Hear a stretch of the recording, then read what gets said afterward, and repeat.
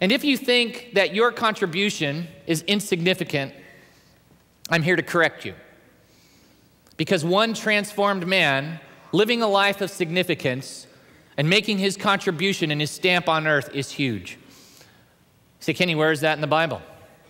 Write this down, Romans 5:19. For just as through the disobedience of the one man, many were made sinners, so also through the obedience of the one man, many will be made righteous. Our redemption is because of one man and one choice and one set of consequences. The reason he came is because of another man, one choice, and another set of consequences. The template for this whole thing called Christianity had to do with two men, two choices, and two different set of consequences. You could have been Adam, but you weren't. Jesus came, one man, one choice to go all the way to the cross, one whole new set, one other blast zone, one other set of ripples. You know what the story I love in the New Testament is from John chapter 6. It goes like this. When Jesus looked up and saw a great crowd coming toward him, he said to Philip, where shall we buy bread for these people to eat? Listen to this. He asked this only to test him, for he already had in mind what he was going to do.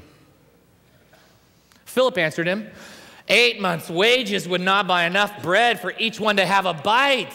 Another of his disciples, Andrew, Simon Peter's brother, spoke up. Here is a boy with 5 small barley loaves and 2 small fish, but how far will it go among so many? Jesus said, have the people sit down. You look at the players, right? You see Philip, and Philip is the cynic, right? 8 months' wages. Smart aleck Philip, cynical Philip. You know how long we'd have to work to buy enough bread to feed these people? Come on. Andrew is doubtful. Here's a kid. He's got some loaves and fish, but, you know, how far will that go? And then the third player, which could be missed, is the boy. What does the boy bring? Sack lunch. He's faithful. You know what that sack lunch is? That's an aggressive contribution. That's all he had, but that's all Jesus needed.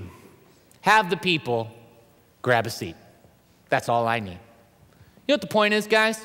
When it comes to living a life of significance and a life of aggressive contribution, God takes your little and makes a lot.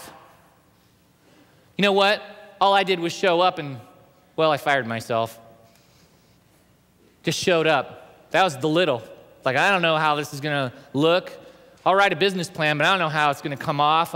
I have ideas, but who's going to come along? I don't know. But all God was looking for was just a couple loaves and a couple of fish, and the multiplication was up to him. He was the one responsible. See, God is calling each of you to believe big, because he's a big God. That's how I know he's calling you to believe big. I mean, just look at this church. Look around you. This church wasn't always this big. But one man showed up and gave the loaves and fish of his time and his energy and his passion. And untold thousands and thousands and maybe tens of thousands of people have come to know Christ because of one man's faithfulness. And we're all here because of it.